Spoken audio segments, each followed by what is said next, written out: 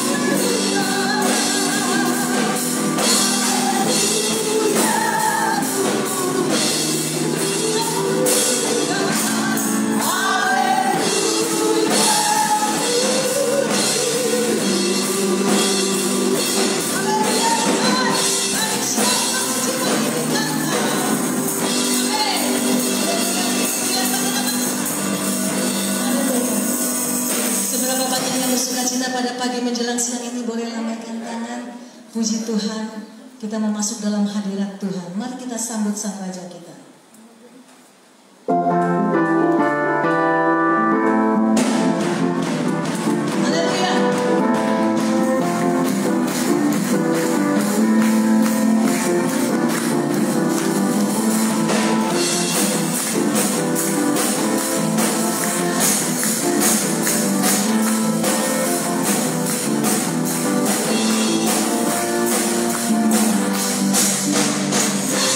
Stop.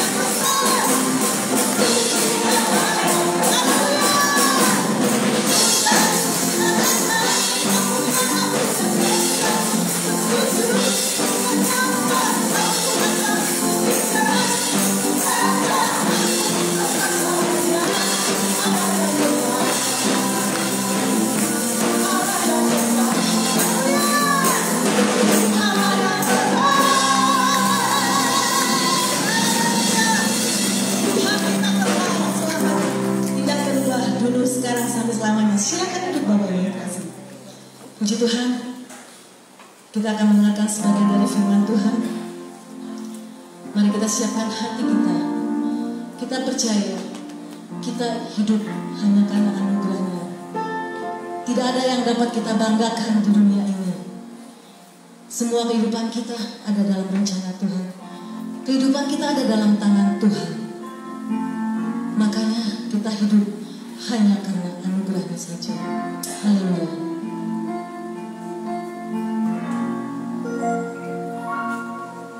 Ku hidup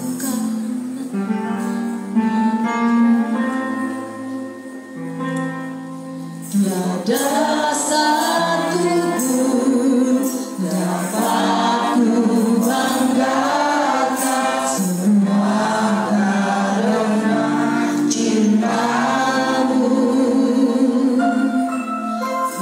Ini hidupku, pimpin jalanku, kasih-Mu mengubah hidupku.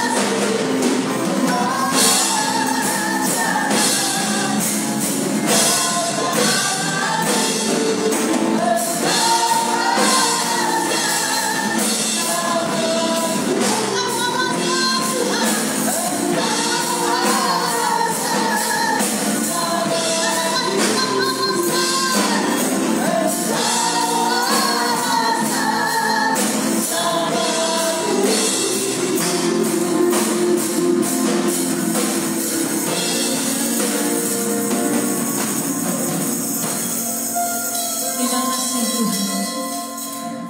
Selanjutnya saya serahkan kepada hambanya yang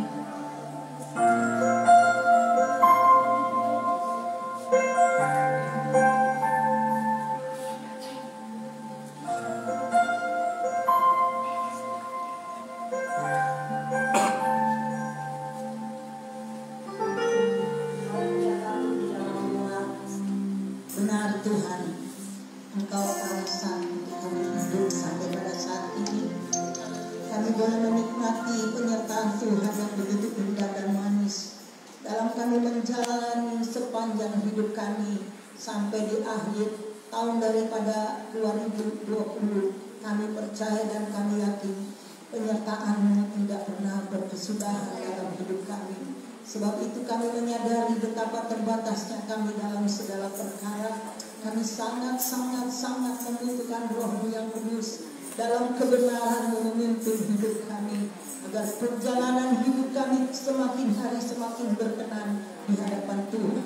Kau kiranya akan memakai hamba-Mu yang akan menyampaikan isi hati-Mu, karena hanya daripada kebenaran-Mu yang dapat memperbaharui, menguatkan kami, untuk kami tetap menengadah mata hati kami kepada Tuhan yang telah menyelamatkan kami, yang telah menyertai kami, yang telah memberkati hidup kami, sehingga hidup yang kami jalani tidak menjadi sia-sia, tetapi menjadi berkat bagi kemuliaan nama-Mu. Urapan-Mu turun di tengah-tengah pelayanan firman Allah, sehingga firman yang keluar dari mulut-Mu itu yang disampaikan oleh hamba-Mu, supaya setiap kami yang mendengar, bahkan hamba-Mu yang memberitakan, kami semua diberkati oleh Tuhan. Dalam nama Yesus kami sambut kebenaran-Mu. Haleluya, amin. Silakan duduk.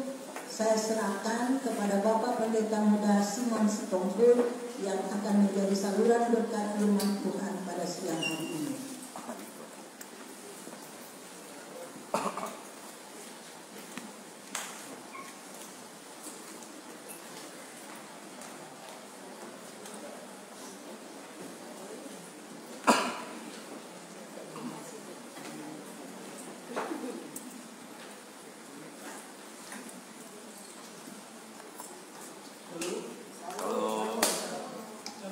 Terima kasih. Kalau saya berikan kesempatan kembali untuk menyampaikan renungan firman Tuhan pada siang hari ini. Terima kasih kepada Tuhan Yesus, terima kasih kepada Pak Gembala dan seluruh pejabat yang mempercayakan saya pada pagi hari ini.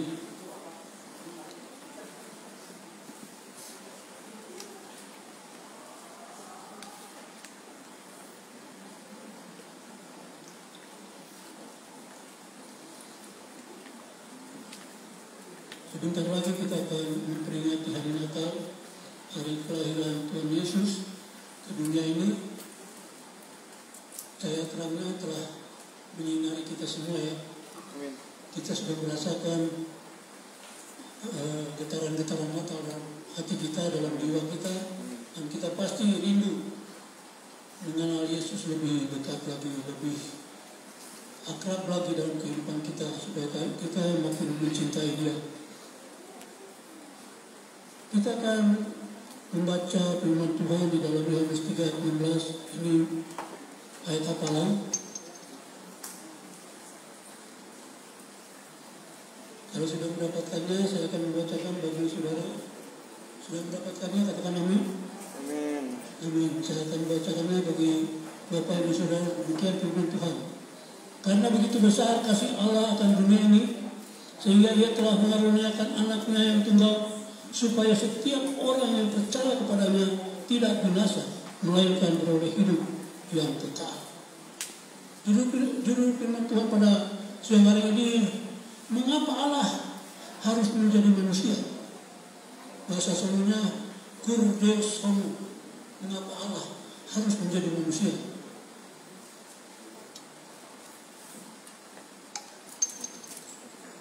Sebab Allah adalah inisiator keselamatan bagi manusia. Allah adalah inisiator keselamatan bagi kita. Bukan kita yang mencari Allah, bukan kita yang berusaha untuk memperbaiki kehidupan kita, bukan. Tetapi Allah yang mencari kita untuk memperbaiki kehidupan kita, untuk membawa kita kepada kebenarannya. Banyak orang hanya banyak saya berpikir seperti saya dulu waktu masih remaja. Saya berpikir, loh saya ke gereja kok, saya yang beribadah, saya yang berdoa, saya menyanyi memuji Tuhan, berarti saya mencari Tuhan. Tidak. Tanpa ada Roh Kudus di hati kita, tidak seorang pun bisa mengenal Yesus. Tidak ada. Tanpa ada Roh Kudus pemimpin kita, menuntun kita kepada kebenaran Allah, tidak ada orang yang mau percaya kepada Yesus. Banyak orang yang pintar, banyak orang yang cendekiawan tidak percaya kepada Yesus karena tidak ada Roh Kudus dalam hatinya. Saudara, kita karena ada Roh Kudus dalam hati kita, maka kita bisa dicerdikan mata iman kita dan kita bisa tahu siapa itu Yesus. Kita bisa mengenal Yesus. Bahkan kita akan lebih mengenal lagi kalau kita sering membaca firman Tuhan. Manusia setelah jatuh dalam dosa masih berpotensi bermoral baik, masih berpotensi walaupun sudah jatuh dalam dosa. Karena banyak orang-orang pintar, orang-orang yang di luar Kristus berbuat baik. Tapi baiknya baik yang relatif, baik menurut hukum-hukum, norma-norma atau kaidah-kaidah. Tapi tidak baik menurut Allah, tidak sesuai Allah, tidak.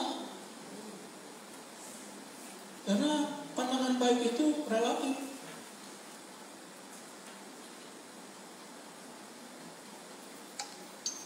Di sini kita bilang baik, ada di sini kita bilang baik karena kita ada di sini. Kalau kita pergi ke daerah lain, ada sana yang lebih baik. Kan begitu. Jadi baiknya menurut manusia belum tentu baik menurut Allah. Tidak. Banyak orang bisa berpotensi berbuat baik, bisa beramal, bisa membantu orang miskin, bisa berbuat baik, bisa sedekah, tapi mereka tidak mengenal Allah. Saudara harus berbahagia karena saudara sudah mengenal Allah. Saudara sudah dekat dengan Allah. Tidak terus saudara menuntut hubungan saudara dengan Allah. Ini satu hal yang luar biasa. Mengapa Allah harus menjadi manusia? Karena banyak nabi yang sudah diutus ke dunia ini untuk menyampaikan kebenaran. Itu disiksa, dianiaya, bahkan dibunuh. Ditolak oleh manusia. Karena manusia tidak mau menerima kebenaran sebenarnya. Ketika manusia jatuh di dalam dosa, ngumpet, sembunyi di hadapan Allah. Allah masuk ke Taman Eden, dia dengar suara Allah berjalan, Adam ngumpet, bukan menunjukkan dirinya. Begitu dia mampu kehidupan kita. Ketika kita berdosa, kita tidak mau berdamai dengan Allah. Itu berbahagialah saudara dan saya. Berbahagia. Kenapa? Karena saudara mau berdamai dengan Allah. Karena saudara mau mengadu kesalahan saudara, mengadu kekurangan saudara di hadapan Allah. Tapi banyak orang tidak mengaku, tidak mau. Ya kan? Sama dengan Adam di mana kau? Allah bukan tidak tahu. Karena Allah Maha Kuasa, Maha Tahu. Tetapi Adam lupa karena dia berdosa. Itu sama dengan kita, manusia sekarang ini, kita semua berusaha menyembunyikan diri di hadapan Allah. Sebenarnya Allah sebenarnya tidak ada rahasia yang tersembunyi di hadapan Allah. Kebaikan di sini, kebaikan menurut syariah, menurut filsafat atau etika. Kebaikan berdasarkan budaya, tidak berdasarkan kekudusan Allah. Legalitasnya yang kurang baik. Karena kalau sudah masuk hukum harus legalitas. Saya masih ingat kira-kira beberapa tahun yang lalu saya masih bekerja. Ada berita seorang Bupati Garut. Bupati Garut hanya untuk berzina dia memakai legalitas. Sorenya bahwa ustaz ucap kabul disaksikan lalu nikah, paginya cerai.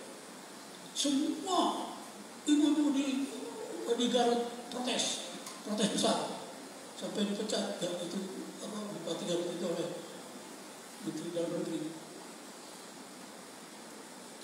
hanya untuk pakai legalitas. Lalu waktu ibu-ibu protes itu, alasan ustadznya itu apa? Daripada berzina katanya. Loh, ini kan membohongi Tuhan. Hanya mau supaya legalitasnya kelihatannya benar. Dan ini terjadi di puncak. Sekarang ini sedang terjadi seperti itu. Semua pakai itu. Jadi kalau digerebek polisi ini, saya sudah nikah. Gitu. Jadi legalitasnya yang dibuat tidak benar. Ada di kerjaan saya dulu seorang haji namanya Haji Dirjo. Itu teman akrab saya. Dia minjem duit, tapi alasannya jual barang, kreditin barang. Jadi kalau misalkan kalau saya mau pinjam duit, saya mau pinjam umpamanya misalkan 5 juta. Oh, kalau gitu ambil TV aja yang ukuran besar begini harga 5 juta. Tapi saya kan butuh duitnya, ya udah duitnya aja. Tapi nama yang saya tulis TV, televisi. Merek ini harga 5 juta. Lalu dikredit. Karena kalau saya ambil TV-nya lalu saya jual, pasti ruginya 2 kali lipat saya. Ya kan? Dijual pasti turun harga dari yang 5 juta itu dibukukan lagi. Jadi 2 kali lipat rugi. Jadi lebih baik ambil uangnya. Orang-orang itu rata-rata begitu. Tapi mereka daftar haji itu tetap menulis sesuai dengan janji tadi. Kan Tuhan dibohongin, ya kan? Legalitasnya legal ya, resmi. Orang punya alasannya dari TV. Jadi legalitasnya yang dibuat salah untuk kita berbuat. Kita dibawa untuk bohong kepada Tuhan, ya kan? Oleh karena itu perbuatan baik bagaimanapun juga tidak dapat melepaskan manusia dari hukum Allah. Tidak dapat melepaskan kita dari hukum Allah. Perbuatan apapun baiknya tidak bisa melepaskan kita dari hukum Allah. Yang bisa melepaskan kita dari hukum Allah hanya darah Kristus. Tidak ada lain. Saudara membuat apapun, apalagi kalau kita baca di dalam 1 Korintus 13 ayat 3. Kita baca 1 Korintus 13 ayat 3. Sekalipun kamu memberikan seluruh barang-barangmu kepada fakir miskin dan memberikan nyawa tubuhmu untuk dibakar, kalau tidak ada kasih, tidak ada faedah. Luar biasa. Jadi hukum yang sebenarnya yang diminta oleh Allah ketika Yesus naik ke surga adalah hukum kasih. Kita harus bisa mengasihi, bukan dengan cara akal supaya kita dilegalisasi. Walaupun itu tidak halal, walaupun itu tidak baik daripada Allah, dibuat supaya legal, dibuat supaya benar kelihatannya sesuai hukum. Tetapi bohong. Tuhan dibohongi oleh kita ya. Untuk itulah Yesus harus turun ke dunia. Filipi 2 ayat 6 sampai 8. Saya akan baca Filipi 2.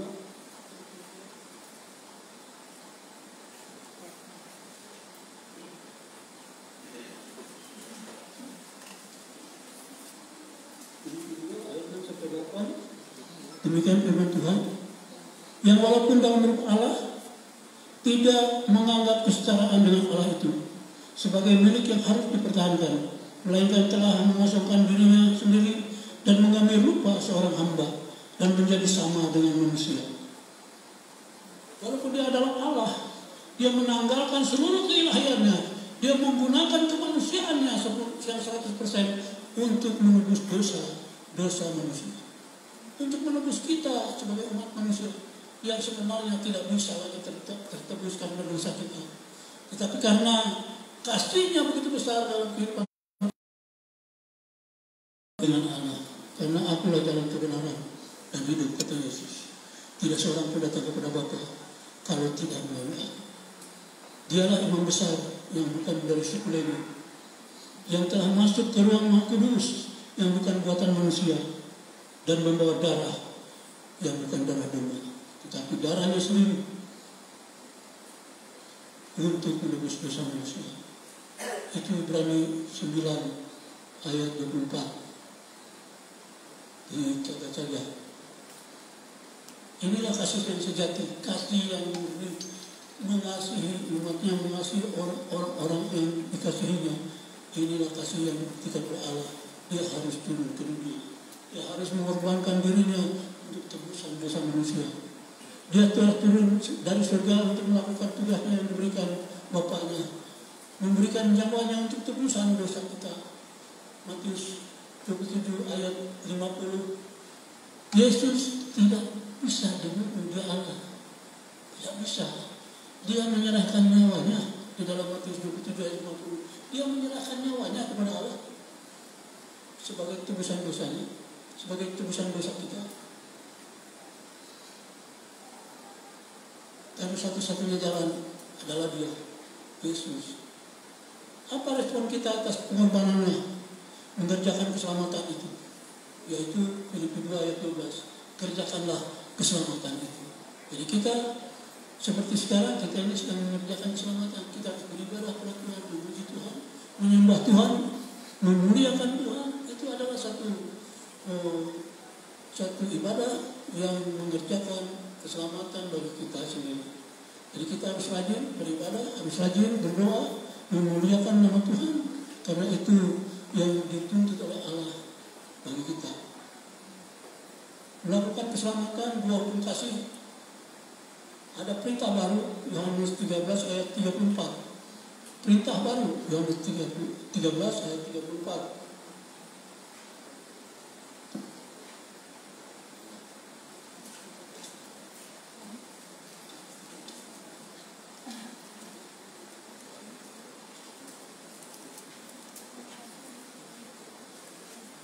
Yohanes 13 ayat 34.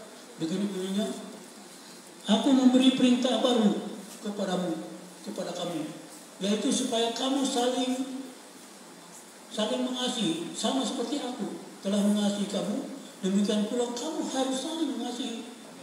Perintah baru nih, ketika Yesus sebelum naik ke surga, Dia memberikan perintah baru kepada kita. Jadi hukum Taurat bagi kita tidak usah lagi dipikirkan. Yang dipikirkan hanya dua hukum kasih. Kasihilah Tuhan Allahmu dengan segenap hatimu, dengan segenap kalbumu, dengan segenap kekuatanmu, dan kasihilah sesama manusia seperti kamu mengasihi dirimu sendiri. Dua hukum kasih ini sudah tercakup seluruh kitab para nabi, sudah tercakup di dalam kata Yesus. Kalau kita melakukan dua hukum kasih, maka kita sudah melakukan seluruh kitab para nabi. Luar biasa ya. Jadi kenapa lalu hukum Taurat tidak berguna? Berguna, tapi berguna bagi mereka, bukan bagi kita. Bagi kita sudah tidak ada lagi, sudah terlewatkan karena kita sudah memakai dua hukum kasih. Mereka tidak mau pakai dua hukum kasih, makanya mereka terpaksa karena hukum Taurat. Coba kita baca di dalam Timotius 1.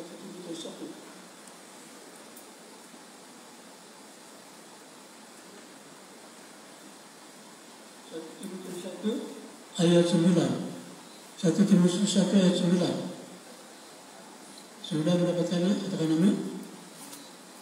Demikian firman Tuhan, yakni dengan keinsapan bahwa hukum Taurat itu bukan bagi orang yang benar, melainkan bagi orang durhaka, orang lalim, bagi orang fasik, dan bagi orang berdosa, bagi orang duniawi dan yang tak beragama, bagi pembunuh bapa dan pembunuh ibu, bagi pembunuh pada umumnya, dan seterusnya. Jadi hukum Taurat tidak berguna lagi bagi kita, bagi orang-orang dunia yang berguna. Waktu itu ada hamba Tuhan di tanya bagaimana hukum Taurat tidak berguna? Karena hukum Taurat satu iota pun tidak boleh hilang daripada firman Tuhan ini. Satu iota pun tidak boleh hilang. Memang tidak hilang, dia tetap berlaku. Tapi berlaku bagi orang-orang yang tidak mengenal Yesus, yang tidak mengenal Allah, karena Yesus sudah menggantikan hukum Taurat dengan dua hukum kasih. Kalau saudara melakukan dua hukum kasih, maka seluruh kitab para nabi saudara sudah lakukan. Jadi tidak perlu lagi dengan hukum Taurat. Tapi kalau mereka tidak percaya kepada Yesus, maka hukum Taurat ini berlaku atas mereka, terjadi atas mereka.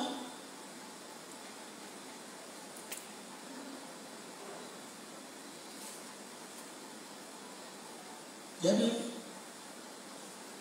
kita juga harus membawa jiwa-jiwa kepada Tuhan sebagai upah kehidupan kita juga harus ingat bahwa banyak orang yang belum mengenal Yesus.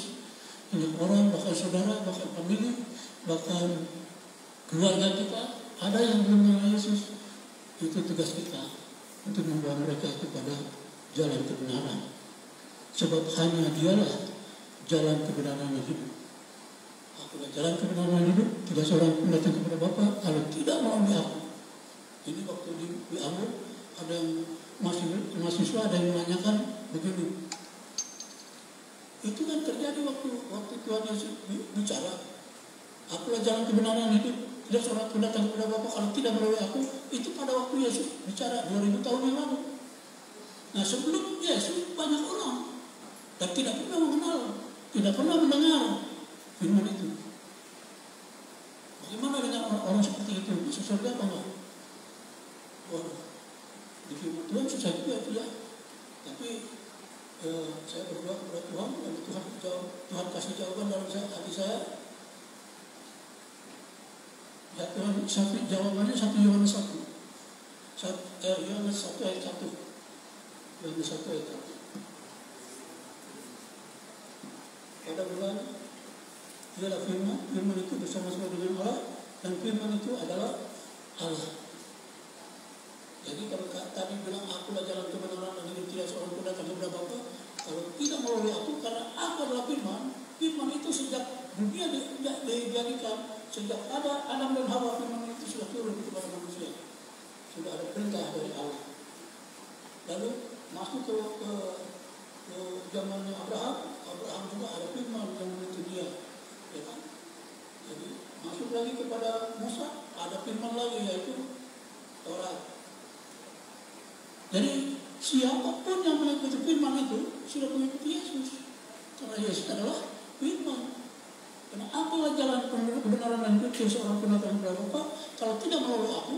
Ini ia adalah firman, karena dia adalah firman. Pada mulanya dia adalah firman, seperti di sini dikatakan dalam Yohanes 1 ayat 1. Pada mulanya adalah firman itu bersama-sama dengan Allah, dan firman itu adalah Allah sendiri. Jadi kalau siapapun manusia, walaupun sebelum Yesus yang mengikuti firman, yang melakukan seluruh firman, dia pasti masuk surga karena dia sudah mengikuti Yesus. Dia sudah mengikuti firman. Jadi kita sebentar lagi memperingati kelahiran Tuhan Yesus. Kita mengenang bagaimana Yesus harus turun ke dunia. Dia harus menderita. Dia harus menanggung seluruh penderitaan yang harus kita tanggung. Ya kan? Makanya pernah saya berbicara, Yesus itu manusia 100% dan Allah 100%. Kalau dia manusia 100%, pasti dia seorang laki-laki tertarik ke bawah kita.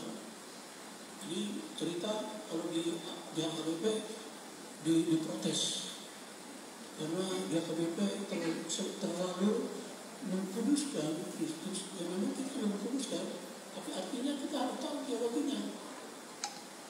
Kalau Yesus tidak menderita 100% manusia, berarti dia bukan 100% manusia, masih 99%. Dia harus menanggung seluruh penderitaan kita. Kalau dia laki-laki, dia harus menanggung penderitaan bagaimana seorang laki-laki. Dia harus dicemuti, dia harus sakit dicemuti, dia harus sakit kalau dipukul, dia harus sakit hati kalau dianiaya. Dia harus menderita, dia harus lapar ketika dia tidak makan. Dia harus merasakan semuanya itu. Termasuk itu harus dirasakan. Dan dia harus memandang kepada Allah. Setiap jalan-jalannya dia harus memandang kepada Bapaknya di surga. Karena dia selalu memandang kepada Bapaknya di surga, maka dia sanggup mengatasi seluruh penderitaan yang harusnya kita terima, yang harusnya ditanggung oleh kita. Itu penderitaan loh. Kalau saya tertarik misalkan saya seorang bujangan tertarik sama cewek lalu tidak boleh, penderitaan itu. Nah itu dia harus menanggungnya. Dia harus bisa menanggung seluruh penderitaan kita, termasuk dibunuh. Dia harus menanggungnya. Dan penderitaan itu yang harusnya ditimpakan kepada kita, dan kita yang harusnya menerima itu. Tapi sekarang sudah ditanggung oleh Yesus. Begitu luar biasanya kasih Allah kepada kita. Begitu luar biasanya dia mengasihi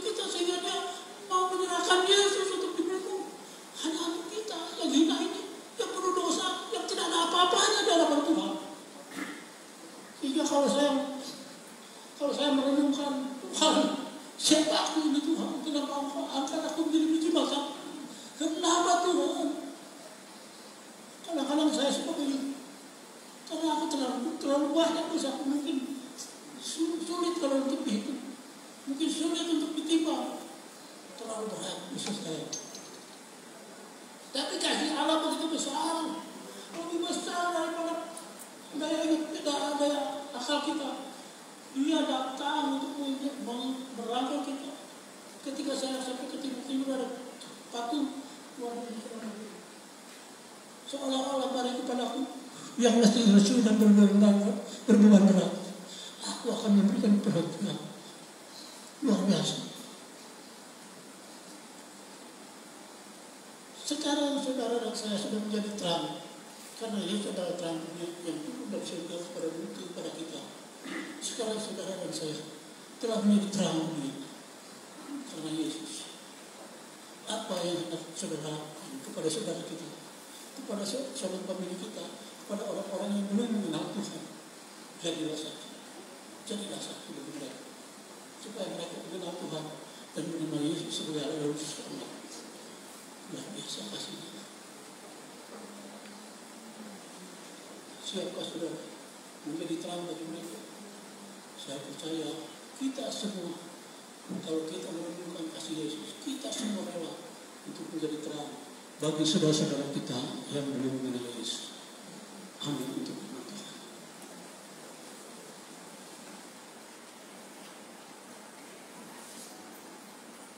Dari baca lagu, ku bersyukur buat kasih.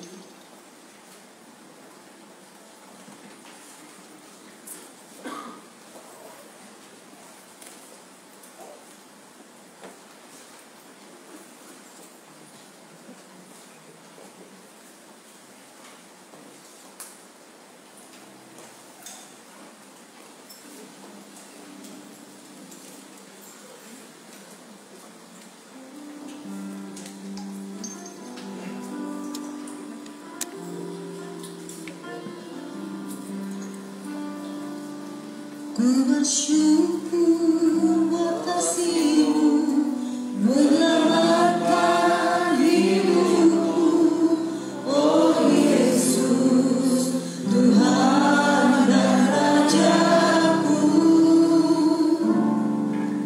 Dengan apa akan ku balas anugerah-Mu yang ajaib?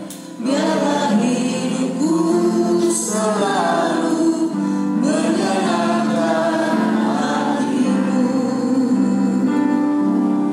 Betapa takut ku melihat perbuatan tangan-Mu, ajaib dan mulianya kuasa-Mu nyata dalam hidupku.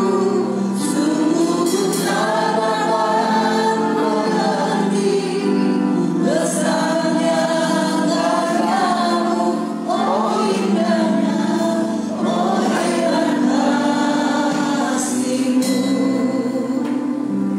Makasih kami sesuai dengan kerjaan kami. Dan sesuai dengan kebenaran luar biasa karena Engkau telah menembus kami dari segala kehidupan saya yang fatal yang berkaitan kepadamu. Terima kasih Tuhan, terima kasih. Maka dalam surga Hamba-Mu dengan segala keterbatasan kata-kata menurut pengetahuan, Hamba sangat terbatas. Biar mengembalikan semua berangkat-Mu dan Engkau sendiri memenuhi hati dan pikiran kami semua, supaya kami mengerti dan memahami dan melakukan firman-Mu ini Tuhan dalam kehidupan kami sehari-hari. Terima kasih Tuhan. Dengar doa kami yang berfirman Bapa dalam nama Tuhan kami Yesus Kristus. Hamba sudah berdoa dan mengucap syukur. Haleluya. Amin. Saya serahkan kepada Bapak Ustaz. Sebelum nanti ditutup dalam doa dan berkat, saya mau mengumumkan dulu untuk perayaan Natal 2020 dan Tahun Baru 2021. Mengingat dan memahami kondisi saat ini, yaitu masa pandemi virus corona COVID-19, maka perayaan Natal dan Tahun Baru kali ini jemaat akan dibatasi jumlahnya. Serta untuk mengikuti ibadah perayaan Natal dan Tahun Baru haruslah melalui ketentuan yang telah ditetapkan. 1. Jemaat haruslah berusia di atas 12 tahun dan secara jujur dan bijaksana dalam kondisi sehat 100%. Kedua, jemaat yang sudah lanjut usia disarankan untuk mengikuti ibadah secara online di rumah masing-masing. Ketiga, jemaat haruslah mendaftarkan diri secara online ataupun manual. Untuk cara mendaftarkan online akan dijelaskan melalui tutorial yang akan ditampilkan pada layar LED.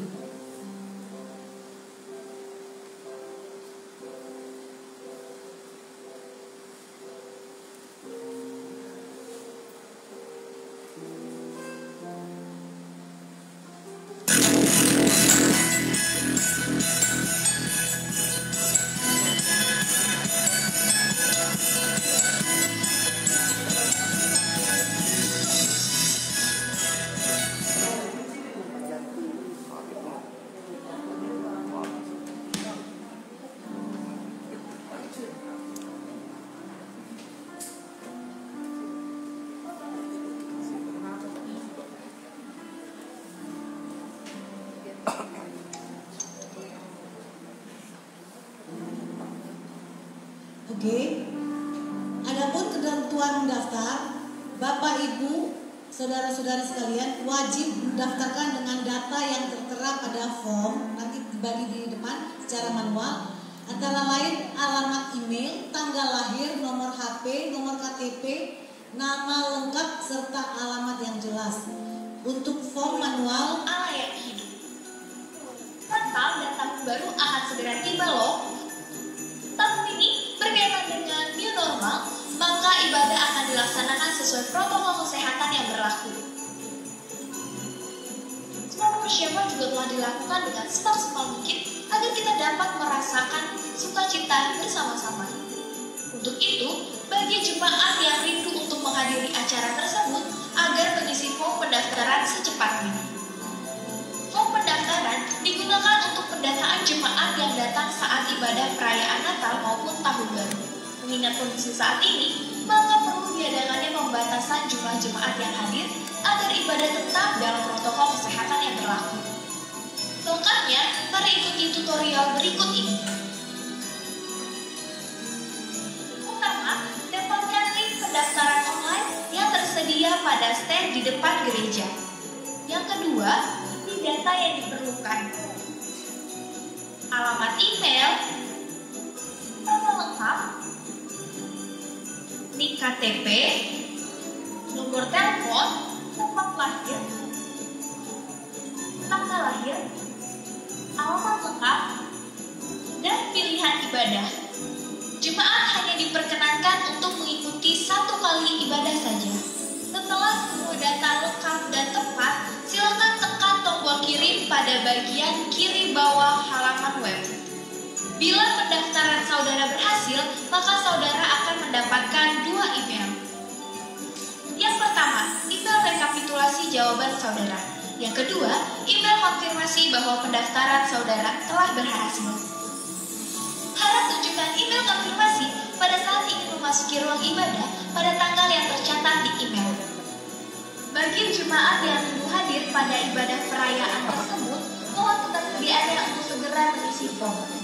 Dan bagi jemaat yang tidak melakukan pendaftaran, mohon maaf bila tidak diperkenankan mengikuti ibadah tersebut, akan tetapi bisa mengikuti ibadah secara online via media sosial Facebook GBI Jalan Mutiara. Terima kasih, Tuhan Yesus memberkati. Iya, saya ingatkan kembali bahwa untuk form manual itu hanya untuk 1 pendaftar. Tetapi bila Bapak Ibu hanya misalnya memiliki 1 nomor handphone, 1 alamat email, tetapi ada dalam 1 kepala keluarga ada beberapa orang yang mau mendaftar, masih bisa. Hanya nomor KTP-nya berbeda dengan nomor KTP yang berbeda. Kemudian mengingat meminimalisasi adanya kontak fisik atau bersentuhan, maka diharapkan untuk mendaftar secara online. Jadi di situ nanti kita tinggal memakai handphone bisa secara online. Jemaat hanya diperkenankan memilih 1 tanggal ibadah. Untuk Natal 24 atau 25 atau tanggal 31 31 dan untuk tahun baru itu tanggal 1. Dan kami beritahukan kembali untuk perayaan kesemuanya ini tanggal 24, tanggal 25, tanggal 31 dan tanggal 1 semua diadakan pada sore hari, mulai jam 6 sore kita sudah mulai. Tidak ada pagi lagi. Biasanya kita melakukan tanggal 25 pagi hari, sekarang jadi sore hari. Semua keempat hari besar tersebut kita lakukan di sore hari. Jadi mohon untuk mendaftarkan diri. Untuk tanggal 24 kuotanya sudah penuh. Untuk tanggal 25 masih tersisa 172 kursi. Dan untuk tanggal 31 190 kursi. Demikian disampaikan. Mungkin ada tambahan pengumuman dari tim gugus, kami persilakan Dr. Sitorus.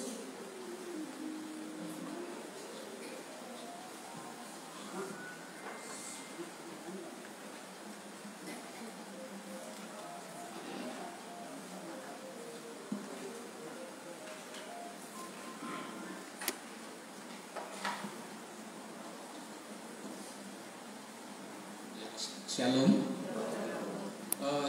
Sebagai tenaga dokter atau medis, kami diberikan kewajiban untuk memberitahukan di wilayah komunitasnya mengenai rencana vaksinasi COVID-19. Jika tidak ada kendala, mungkin di bulan Januari, ya, sehingga perlu diketahui informasi-informasi yang penting yang perlu kami sampaikan. Pertama sekali bahwa vaksinasi ini daya tahannya bukan ketika kita diimunisasi lalu kebal seumur hidup, bukan. Itu harus diingat betul, ya. Jadi berbatas waktu dari yang sudah diproduk itu sekitar 6 bulan sampai 2 tahun sesuai dengan produknya.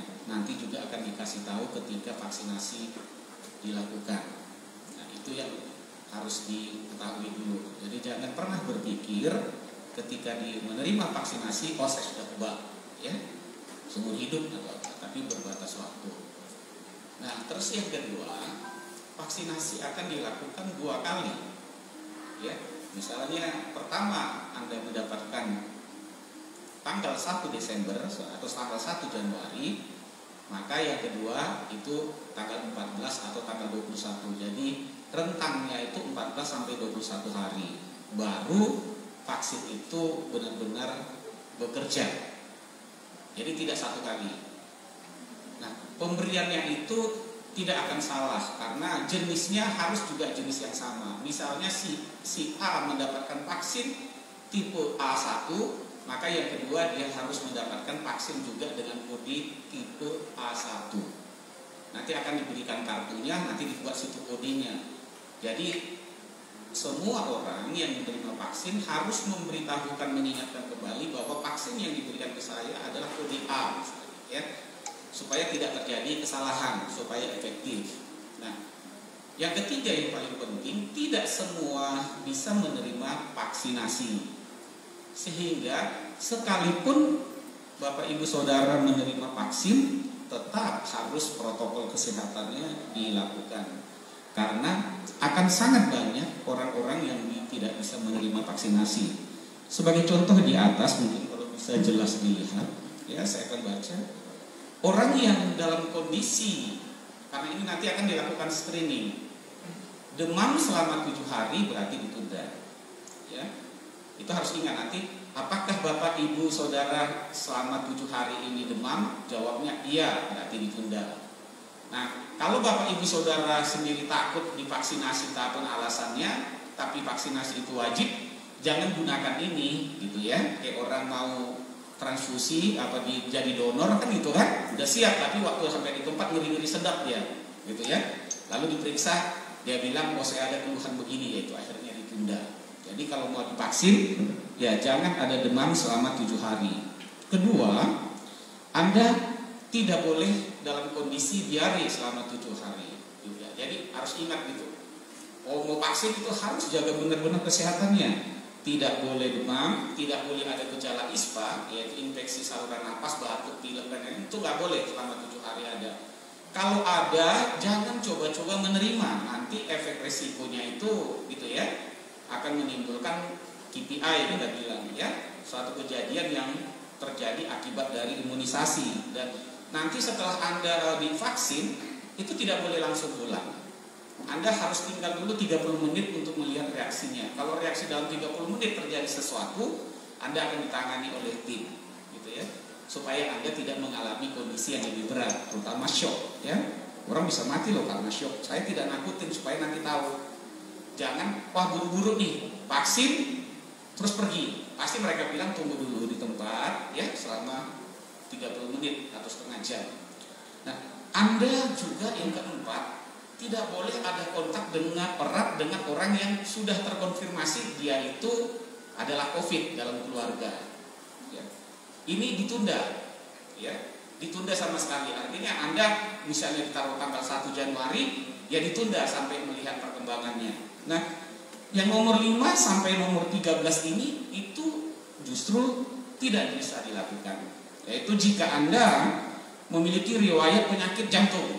Jadi bayangin nih, orang-orang yang penyakit jantung komorbid itu tidak boleh, ya.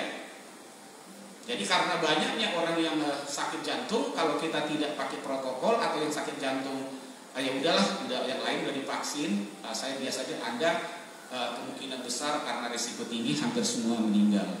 Ya, dalam dua hari ini teman saya dari Dokter Uki itu ada 4 orang yang meninggal. Sekarang masih ada dalam kondisi 7 orang. Kita cukup sedih karena dokter-dokter ini agak sulit gitu ya. Mereka dibutuhkan tapi ya kondisinya begitu. Nah, apakah Anda seorang yang penyakit hipertensi, tekanan darah tinggi juga tidak bisa dilakukan? Ya, jadi kalau darah tinggi itu tidak. Tetapi setelah saya informasikan di dapat informasi ini, bukan berarti ketika ada dapat daftar, Anda dipanggil ke puskesmas dan lain-lain tidak datang gitu ya. Datang dulu supaya mereka tahu gitu kan. Didata, jangan dari dokter di gereja kami sudah dapat info saya hipertensi kok, tekanan darah tinggi, jadi nggak usah datang. Bukan begitu ya. Ini untuk memberitahu supaya nanti bisa juga memberitahukan ke yang lain dan Anda merasa tenang. Kira-kira mau divaksinasi atau tidak gitu ya. Dengan informasi ini. Terus kalau Anda selama ini memiliki penyakit yang kita katakan itu adalah penyakit paru-paru, ya, TBC, asma, dan lain-lain juga tidak bisa dilakukan. Ya. Terus kedua, selanjutnya Anda menderita penyakit ginjal yang sudah berobat. Kalau saya sakit ginjal, Anda boleh, gitu. Terus penyakit hati, liver juga tidak boleh, ya. Yang matanya kuning, hepatitis A, hepatitis B, ya, dan lain-lain itu tidak bisa. Apalagi kalau gangguan penyakit imunologi, ya, imunnya turun, ya, penyakit autoimun dan lain-lain tidak boleh. Jadi ini juga harus diketahui. Nah, alergi terhadap vaksin, Pak, saya pernah ketika divaksin apa saja saya alergi, itu tidak bisa. Nah, yang terakhir itu bagi wanita subur yang sedang hamil atau menyusui tidak bisa dilakukan vaksinasi. Nah, karena informasi sekarang ini kan karena vaksin itu sudah datang, ya, tinggal menunggu dari POM untuk kata haram atau tidak, kira-kira begitulah, ya. Lalu nanti tinggal dilakukan, semua disebarkan sudah, kami tim dokter juga sudah diinformasikan dan sudah melakukan beberapa pelatihan. Nah, hari ini juga saya harus datang dengan baju tagana, ya, karena saya tenaga medis di tanggap darurat bencana, ya, Raja Wali, dan juga dari IDI menginformasikan secara resmi supaya pengetahuan ini dapat disampaikan sehingga jemaat atau warga yang ada di sekitarnya memahami, tidak lagi bertanya-tanya.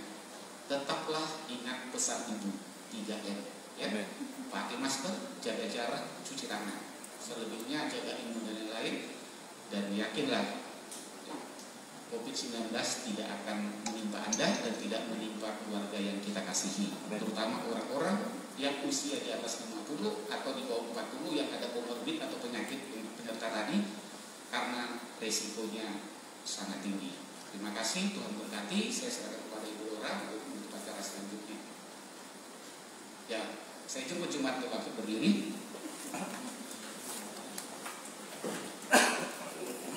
Bapak, di dalam nama Tuhan Yesus kami mengucapkan syukur dan terima kasih Karena sejak awal ibadah sampai saat ini, tangan kasih-Mu senantiasa menyertai dan memberkati kami.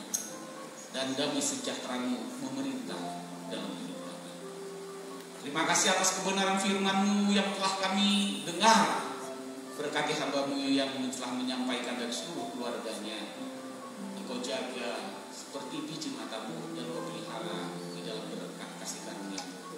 Bapak, terima kasih. Kami serahkan juga gembala sidang ke dalam tangan Tuhan beserta seluruh keluarga. Tangan kasih Tuhan memberkati Ibu Surya yang saat ini dalam kondisi kurang sehat dalam beberapa hari. Di dalam nama Tuhan Yesus, Tuhan menjamah, memulihkan dan menyembuhkannya.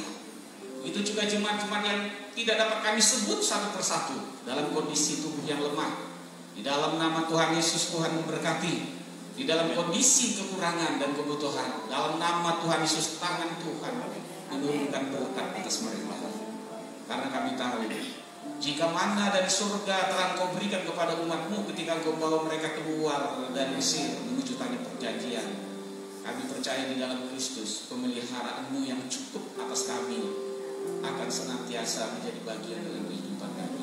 Bapa, di dalam nama Tuhan Yesus, kami serahkan ke dalam tangan Tuhan bangsa dan negara ini, ke dalam tangan-Mu. Kami berkati Bapak Presiden Jokowi, Wakil Presiden, seluruh aparatnya sampai ke pelosok daerah di dalam nama Tuhan Yesus. Berkat dan cinta kasih Tuhan bagi mereka dan Indonesia penuh dengan kemuliaan-Mu. Tuhan, pulihkan dan bebaskan negara kami, negeri kami yang tercinta Indonesia dari COVID-19. Telah banyak yang menderita dan gugur oleh karena hal ini. Biarlah apa yang sudah Engkau rencanakan dan Engkau agendakan dalam kondisi COVID-19, anak-anak-Mu semakin mencintai dan mengasihi Tuhan dan bergantung kepada-Mu. Dalam masa yang sukar, Tuhan tetap memelihara.